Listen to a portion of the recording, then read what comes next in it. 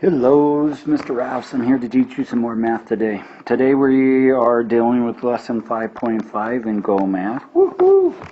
We are dealing with prime and composite numbers, okay? And we'll talk about what those are in just a moment. Students are arranging square tables to make one larger rectangle tables. If a student wants to choose from the greatest number of ways to arrange a table, should they use 12 or 13? Square tables. So they want to be able to arrange them. So really what they want to do is they want to make these square tables and arrange them, okay?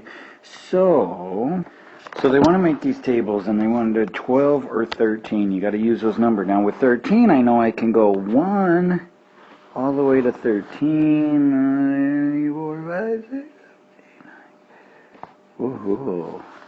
Okay, so that's my 1 times 13. Is there any other ways I can get 13? Can I do 2 times something? Can I do 3 times something? 4, 5, 6. There's not another way, but if I do 12, I can go, let's do the 12 in red. I can go from 1, 2, 3, 4, 5, 6, 7, 8, 9, 10, 11, 12, and I went a few too far. So hopefully this is right. But I can go 1 times 12. I can remember what else. Can I do 2? Yeah, I can do 2 times 6. So I can go 2 times 6. I can do 3 times 4. So I can create 3. And I can go 4. And that's not 4. A little bit more than 4. I'm sorry. 3 times 4.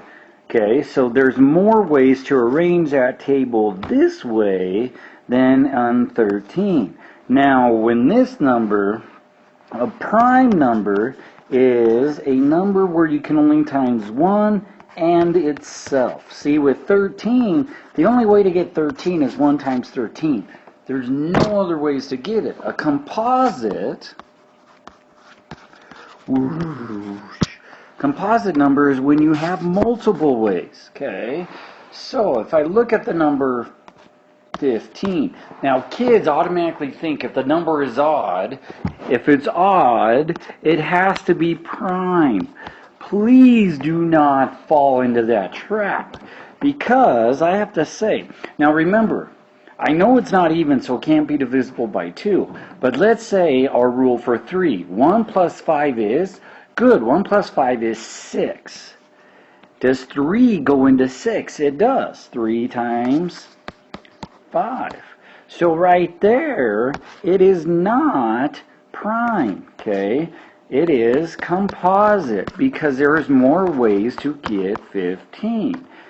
But once again, if I look at 21, don't fall into that, well, it's odd, it has to be prime.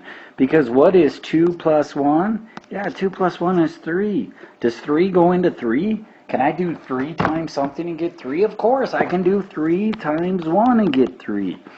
So 21, 3 times 7 equals 21. So this number has to be composite. Remember, a prime number, for instance, 17. 1 times 17 gets me 17. I can't do 2 because it's even. What's 1 plus 7? Good, it's 8. Can I do 3 times something and get 8? No. 4 times 4 is 16, so that can't work. 5, it doesn't end in a 0, 5, so that doesn't work. 6 times 3 is 18, so that can't work. And 9 times 2 is 18, so that doesn't. So it's only 1 times 17, so this number has to be prime. So remember, a prime number is when you times 1 times itself is prime. If there is multiple ways, like, for instance, the one thing I tell kids, if the number is even, it is always going to be composite. Always. Because it can be divisible by 2. So it's always, always, always going to be composite.